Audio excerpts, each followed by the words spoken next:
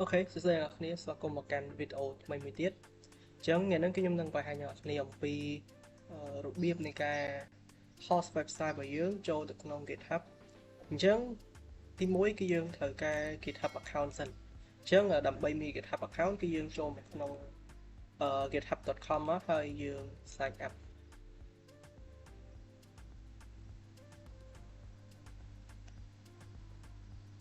អូខេអញ្ចឹងGitHub វាជា open source មួយដែលអាចឲ្យយើង host នៅweb static ឬមួយក៏ host នៅproject របស់យើងដោយ free អញ្ចឹងគឺខ្ញុំនឹងមកបង្កើតអឺតែមកគ្នាពីរបៀបបង្កើតអូខេអញ្ចឹងយើងបំពេញ email ហើយចុច continue មកអូ email invalid អញ្ចឹងដោយសារតែខ្ញុំមានហើយ email នេះខ្ញុំទៅរក email ផ្សេង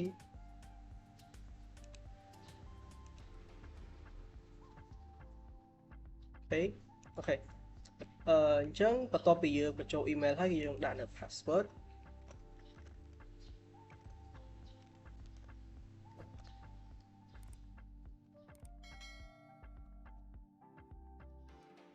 អូខេអញ្ចឹងយើងធ្វើការចុចលើពាក្យ continue អញ្ចឹងយើងបញ្ចូលនៅ username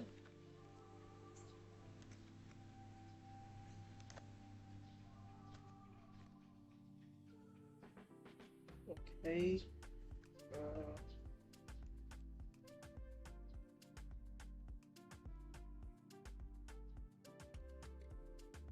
អូខេអញ្ចឹងយើងដាក់ username ដែល available ហើយយើងចុចលើ continue ទៀតមក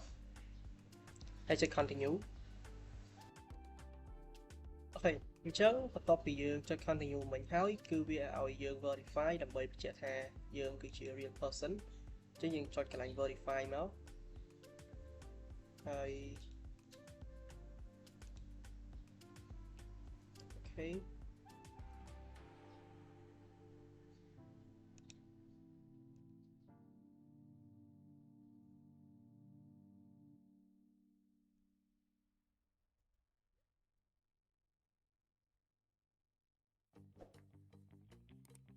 អូខេអញ្ចឹងបន្ទាប់ពីយើង verify ហើយគឺគេនឹងផ្ញើលេខកូដសម្រាប់ verify នៅក្នុង Gmail របស់យើងអញ្ចឹងយើងចូលទៅ gmail.com ដើម្បីទៅយកលេខកូដដើម្បីយកមកបំពេញអូខេនេះអញ្ចឹងខាងលើនេះយើង copy យកទៅបំពេញឬមួយក៏យើង open GitHub ទៅ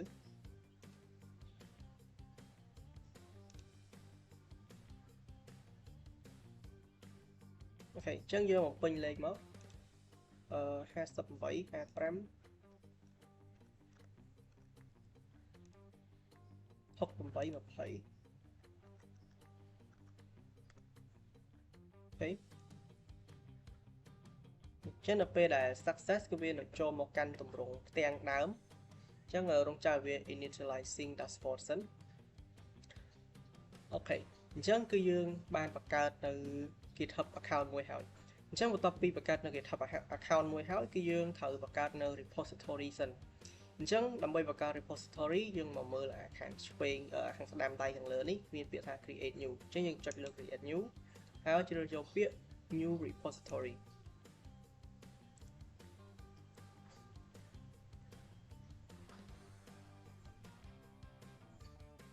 អូខេអញ្ចឹងកន្លែងនេះគឺយើងដាក់ឈ្មោះ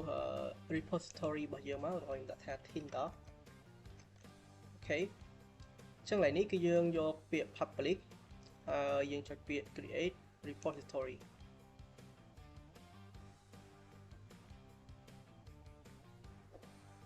អូខេអញ្ចឹងខ្ញុំមាន website មួយគឺ Tindoc នេះយើងខ្ញុំបង្កើតហើយអីអញ្ចឹងគឺខ្ញុំនឹង host នៅ website មួយហ្នឹងទៅក្នុង GitHub account របស់ខ្ញុំអញ្ចឹងយើងចុចមកលើពាក្យ upload an existing file មក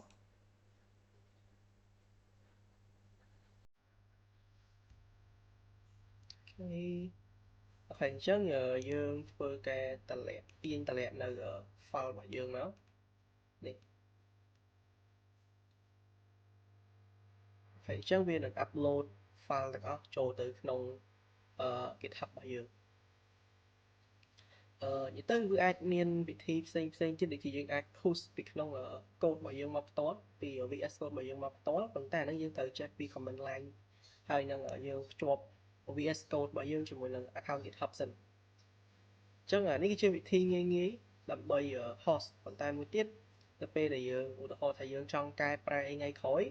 គឺយើងត្រូវមកកែនៅក្នុងនេះឬមួយក៏យើងត្រូវ host សារថ្មី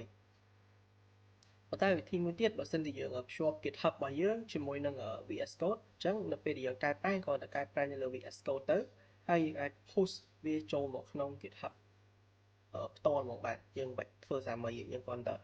កែ code ហើយយើង push change វាចូលអញ្ចឹងយើងចុច commit change មកពេលវា upload ចប់អូខេអ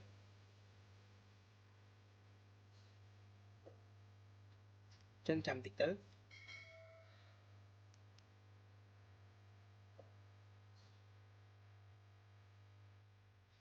អូខេអញ្ចឹងបន្ទាប់ពីបានប៉ុណ្្នឹងហើយយើងចុចទៅលើពាក្យ setting ហើយនេះ setting នៅលើនេះបន្ទាប់មកអូសចុះមកក្រោមពាក្យថា page នេះនៅខាងឆ្វេង page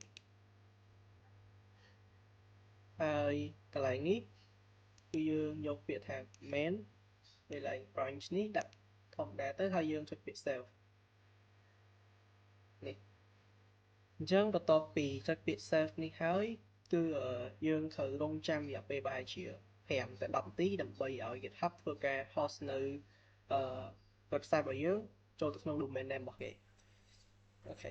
ហើយអញ្ចឹងបន្ទាប់ពីយើងរងចាំខ្ញុំចាំប្រហែលជា2នាទីអញ្ចឹងគឺនេះគឺ your site is live at នេះ address មួយនេះអញ្ចឹងយើងអាចចូលទៅមើល website របស់យើងបានអូខេ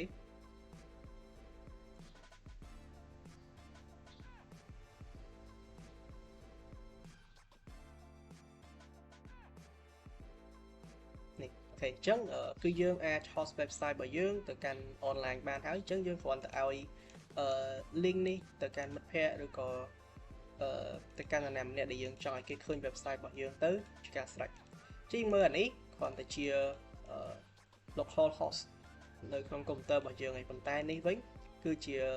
link website online គឺយើងអាចយកវាទៅចែករំលែកឬមួយក៏យកទៅដាក់នៅ resume ឬក៏ CV អីបានអូខេអញ្ចឹងវីដេអូនេះមានតែប៉ុណ្្នឹងទេអញ្ចឹងបើអ្នកនរចូលចិត្តកុំភ្លេចចុច like ហើយ subscribe ផងហើយយើងនឹងជួបគ្នានៅវីដេអូក្រោយ